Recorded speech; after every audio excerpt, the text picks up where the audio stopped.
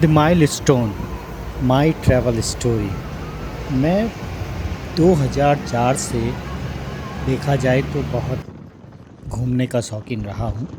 2004 में मेरी पहली यात्रा थी जो मैं घर से अकेले निकला था और गया था नेपाल। उसके बाद मैं कैलाश मानसरोवर और इंडियन हिमालयाज़ में लद्दाख, कश्मीर, सिक्किम, उत्तराखंड का तो मैं रहने वाला ही हूँ। तो लगभग घूमते घूमते मैं 18 कंट्रियों में और उसके बाद अपने हिंदुस्तान को तो अच्छी तरीके से घूम चुका हूँ। बट हिंदुस्तान में मैं स्पेशली जो घूमा हूँ ज़्यादा वो हिमालयाज़ है। इंडियन हिमालयाज़ में घूम सकता हूँ क्योंकि मेरा मेन व्यवसाय भी यही रहा है कि मैं टूरिज़म लाइन से जुड़ा हुआ हूँ और नेचर के प्रति एक मेरा अलग सा आकर्षण है और घूमना मेरी प्रवृत्ति है।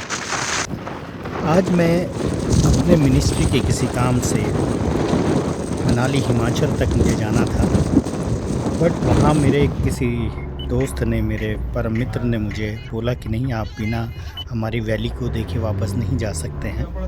तो अपनी दोस्त के जिद पे मैं अटल टनल के बाद आगे सिसु और वहाँ से जांस्कर वैली घूमने के लिए निकला हूँ। बहुत सुंदर, मैं शब्दों में से बयान नहीं कर सकता। ऑल्दो मैं फ़ोटोग्राफ़ी का भी बहुत शौकीन हूँ, बट कुछ चीज़ें आप देखिए, ये कहा जाता है कि आपकी एक फ़ोटो 1000 शब्दों के बराबर होती है। ये बात तो बिल्कुल ही सही है, बट ये वीडियोस हम फोटोग्राफर्स के लिए जो वीडियो पोस्ट करते हैं ये किसी जड़ी बूटी या सजीवनी से कम नहीं है, क्योंकि आमतौर पे एक फ़ोटोग्राफ़र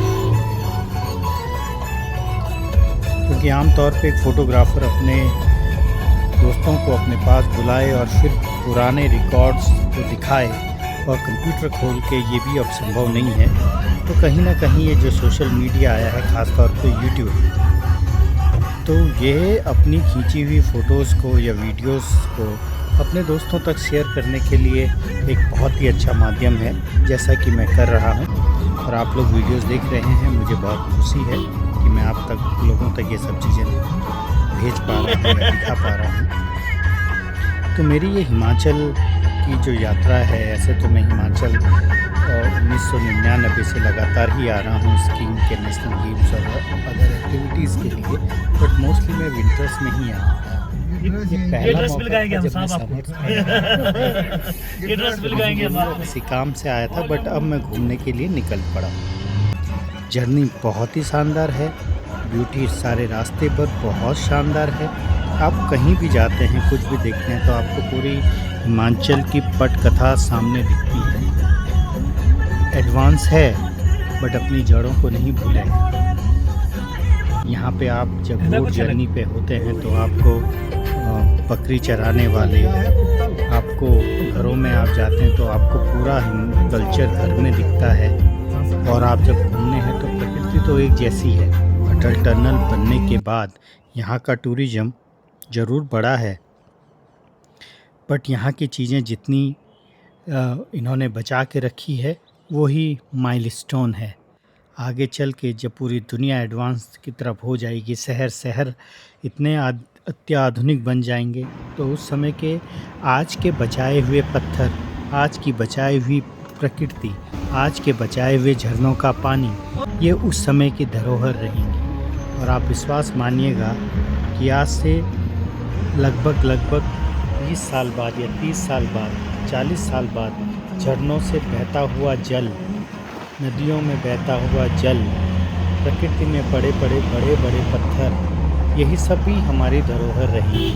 और हो सकता है अगली लड़ाई इन्हीं चीज़ों को हेरिटेज बनाने की ना हो, क्योंकि जिस हिसाब से निर्माण कार्य चल रहा है तो बिना पत्थर के, बिना गारे बजरी के वो संभव नहीं है। तो कहाँ से जा रहा है? यही नदियाँ नीचे जाके ये सब दे रही हैं। तो हमें इनको बचाना है, इनके संरक्षण करना हमारा कर्तव्य है।